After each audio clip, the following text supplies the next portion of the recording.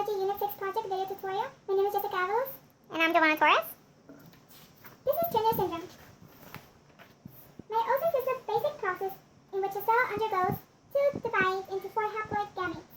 First, we start with one cell, which divides into two cells, and then divides into four equal haploid gametes. Females with Turner syndrome are described as 45X because they have 44 chromosomes plus only one X chromosome. The non-disjunction that results in a 45X female appears at meiotic division. Non-disjunction is the failure of homologous chromosomes or sister chromatids to separate properly during cell division. Here we have an example of non-disjunction occurring during meiosis 1. The green arrow is non-disjunction during meiosis 1. This happens when chromosomes fail to separate normally, resulting in a gain, or in this case, a loss of chromosomes. Recombination. Researchers have not been able to determine which genes of the X chromosome are associated with most of the features of Turner syndrome, but they have discovered this gene called SHOX. This gene is important for bone growth. The loss of one copy of this gene is likely to cause short stature present in Turner syndrome.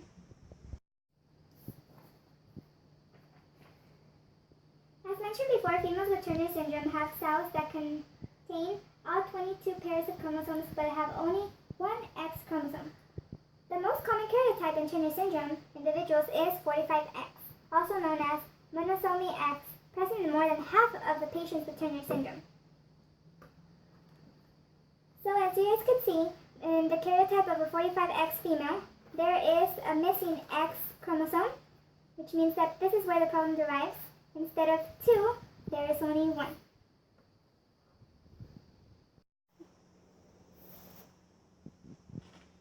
In an affected individual, the loss or alteration of the X chromosome occurs by random event during cell division in early fetal development. Other times, this can be caused by a problem with the sperm or the egg. For example, if an egg or sperm carrying 22 chromosomes combines with an egg or sperm carrying 28 chromosomes, the result would be an individual with 45 chromosomes instead of the normal 46 chromosomes. Since 45X individuals results from the absence of a chromosome, the exact meiotic division, 1 or 2, where the non-disjunction occurs or the exact place the problem arises cannot be determined. Symptoms. Symptoms include short stature, which becomes visible at around age 5, delayed puberty, infertility, heart defects, and although most girls have normal intelligence, they may experience learning disabilities. Another common symptom is a low hairline, puffiness or swelling of the hands and feet, and kidney problems, as well as a webbed neck, which are extra skin folds. Later problems that can arise include eye problems and hearing loss. Treatment. The primary treatment for nearly all girls and women include hormone therapies, which are growth hormone therapy and estrogen therapy. Growth hormone therapy is to increase height as much as possible at appropriate times during the girl's childhood and teen years. Estrogen therapy is given in order to begin puberty and achieve adult sexual development. Estrogen replacement therapy usually continues through life until one reaches the average age of menopause. Let's talk about neurofibromatosis. But first, let's discuss mitosis and cell cycle. Every cell goes through the cell cycle. The cell cycle is based on 4 parts. The M phase, the G1 phase, the S phase, and the G2 phase.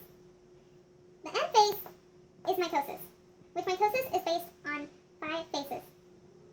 I will present to you the 5 stages of mitosis, which is the first phase of the 4 cell cycle phases.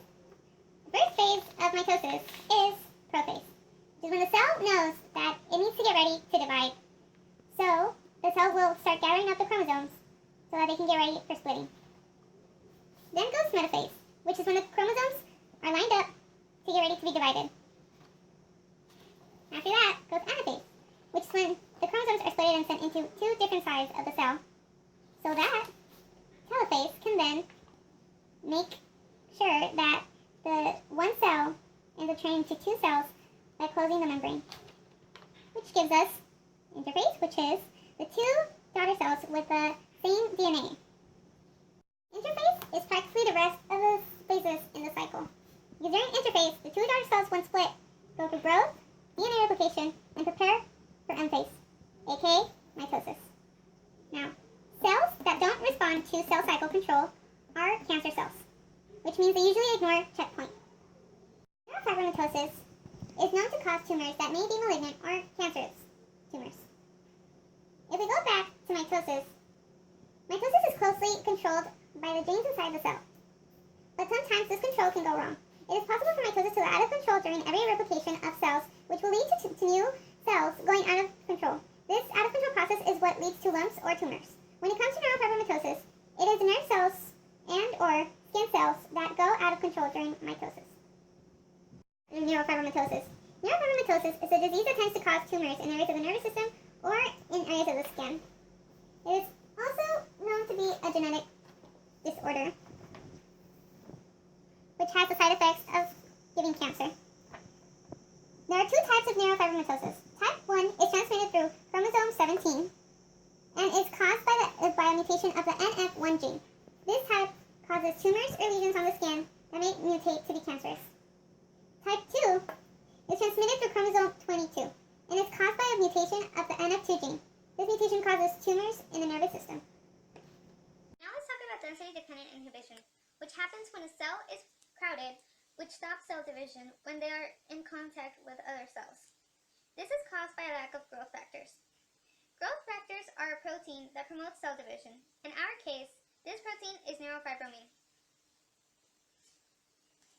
In order for cells to grow, function, or divide, they are anchorage dependent. When it comes to neurofibromatosis and the cancer cells that they produce, in cells such as the nerve cells or the skin cells, what happens is that these cells, once they are cancerous, they are no longer anchorage dependent. Instead, they are anchorage independent, and they just continue to replicate without the need of anchorage. Now we'll talk about benign and malignant tumors. Because as you know, and as I said earlier, neurofibromatosis is known to cause tumors, which may or may not be malignant. But the way that we distinguish the malignant versus the benign can be by their color, their shape, and the way that they are arranged. They are usually disorganized, unlike the benign, and their size is just abnormally large. Neurofibromatosis is known to cause cancer. There are different treatments in order for a patient to recover the 15 years that neurofibromatosis might take away from them. There is surgery to remove the tumors. Chemotherapy or radiation as well may work. Chemotherapy and radiation are known to help more when it comes to gliomas. The prognosis for patients with neurofibromatosis depends on the type and the size of their tumors and whether they are malignant